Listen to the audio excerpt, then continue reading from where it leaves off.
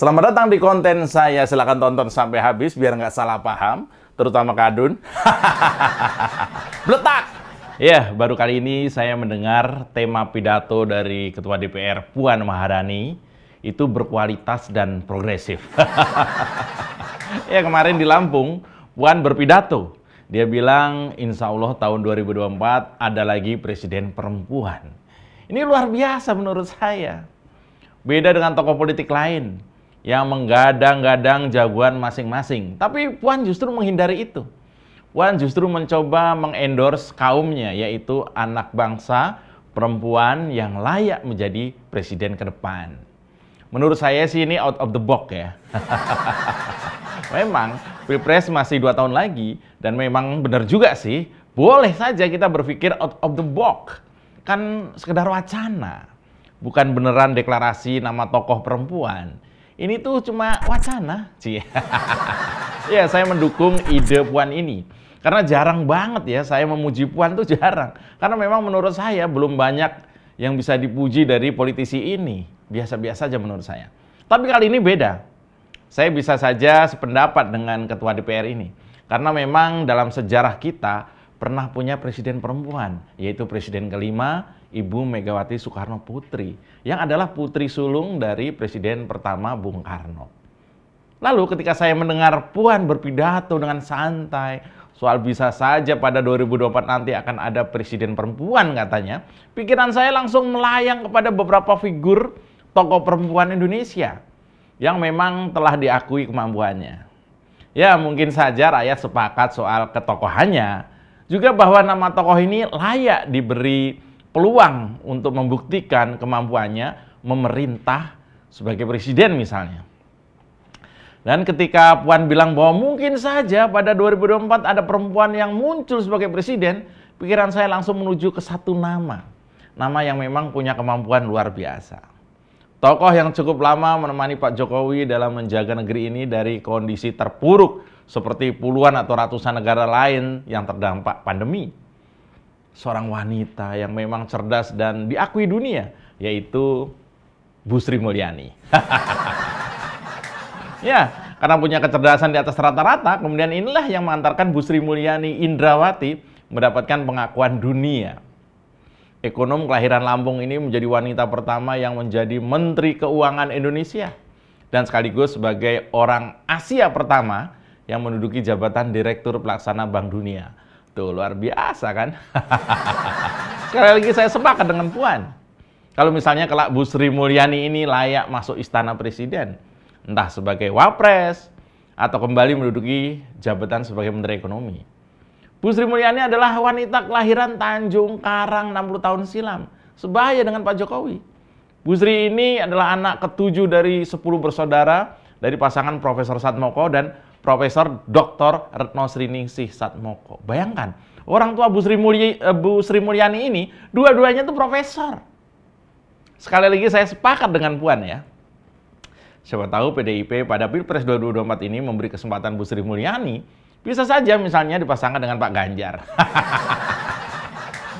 Ya, jangan kesel dong ya. Apalagi kemarin waktu Ketua DPP PDI Perjuangan atau PDIP ini, Puan Maharani ini berkunjung ke Lampung Selatan. Dalam kunjungannya itu, Puan memberikan sejumlah pesan kepada kader perempuan PDIP di Lampung Selatan.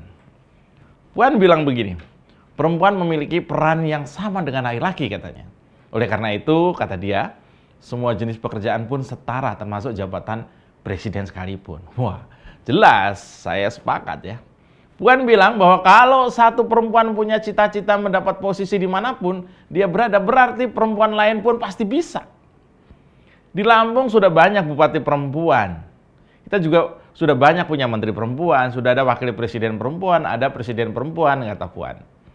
Lalu Puan menambahkan, artinya insya Allah 2024 akan ada lagi kepala daerah perempuan, menteri perempuan, presiden perempuan juga akan ada lagi, insya Allah katanya. Tapi semua itu harus dengan perjuangan.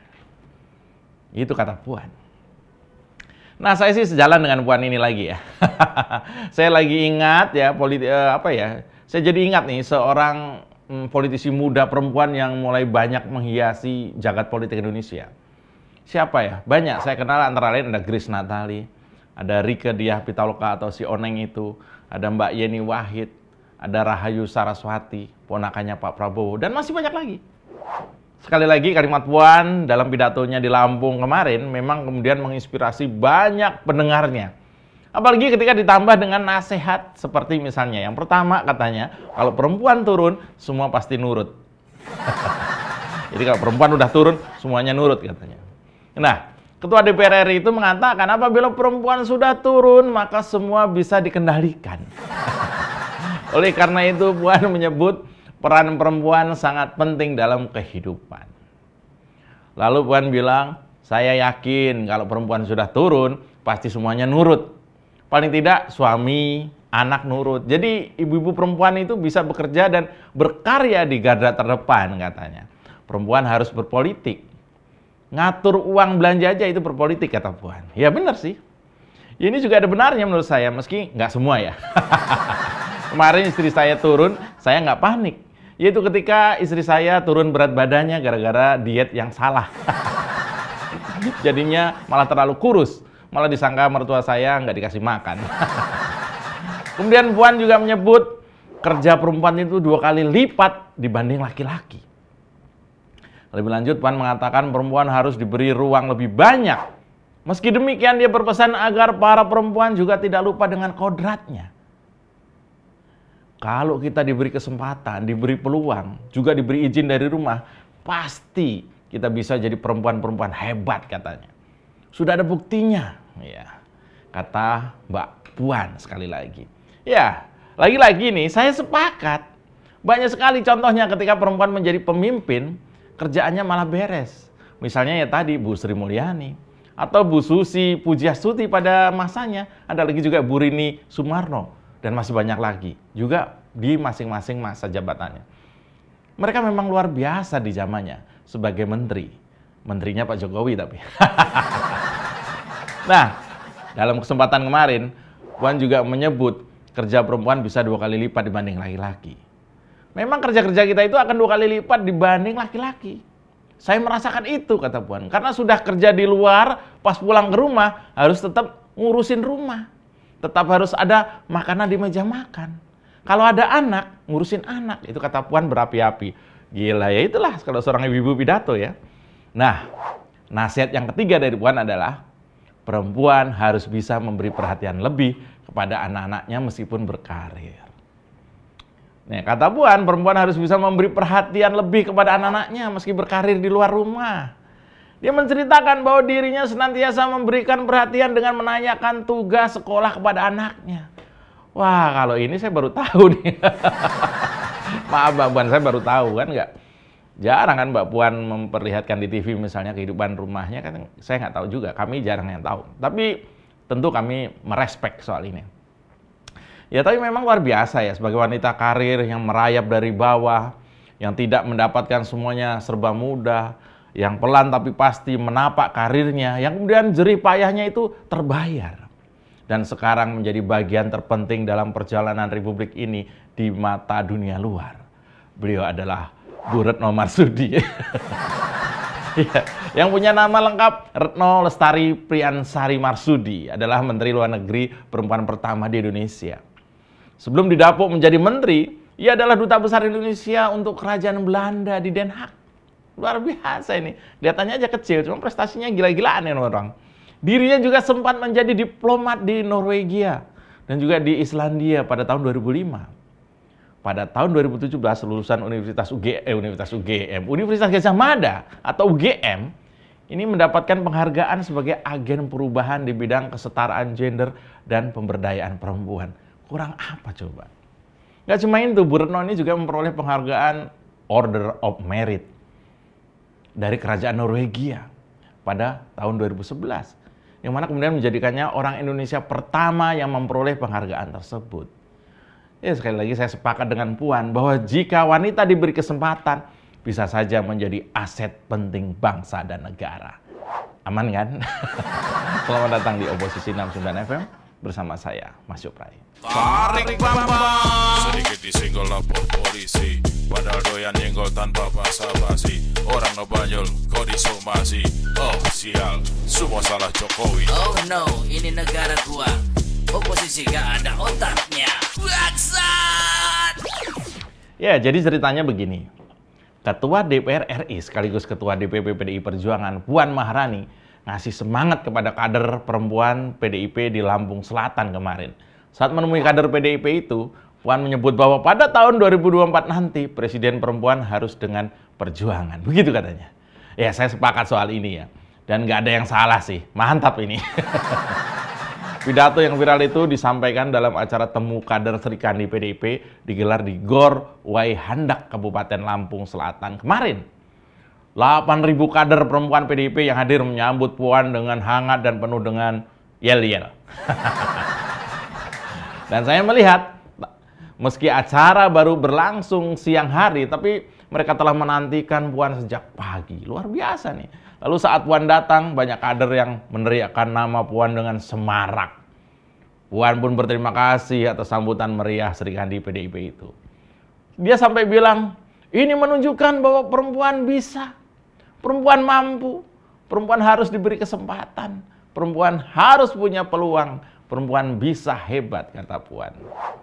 Ya, menjadi presiden itu bukanlah perkara semudah membalikkan tangan.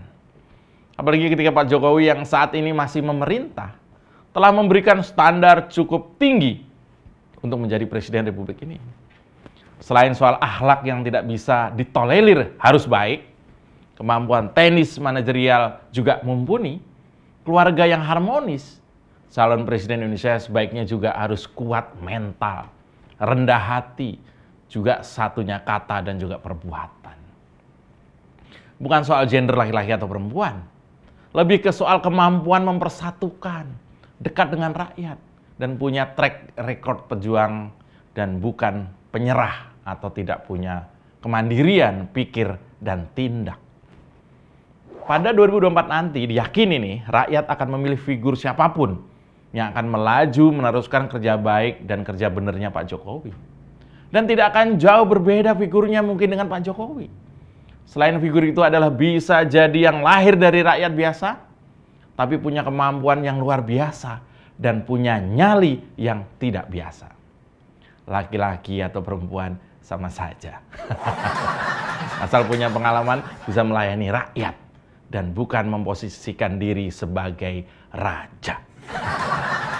Demikian Oposisi 69 FM. Yuk tumbuhkan kesadaran bahwa presiden ke depan memang harus bukan manusia biasa, tapi manusia yang mampu mengalahkan hawa nafsunya. Saya Mas Yoprai, salam bletak. Tarik Bambang. Masih ada Pak Jokowi, silakan. Cita-cita kita di tahun 2045, 1 abad Indonesia merdeka, mestinya insya Allah Indonesia telah keluar dari jebakan pendapatan kelas menengah. Indonesia telah menjadi negara maju dengan pendapatan 320 juta rupiah per kapita per tahun, dengan kemiskinan mendekati 0%. Kita harus menuju ke sana. Tarik Bambang, sedikit disenggol lapor polisi, padahal doyan nyenggol tanpa basa-basi. Orang ngebanyol kok disomasi. Oh sial, semua salah Jokowi. Oh no, ini negara gua, oposisi gak ada otaknya. Bangsat! Kita dukung aksi melawan intoleran, radikalisme, dan juga terorisme demi Indonesia yang lebih baik dengan cara subscribe di kanal 245 TV. Makasih. Mau kemana kawan, tanpa arah tujuan, cari masalah rawan, urus saja masa depan. Halo kawan, jangan ikut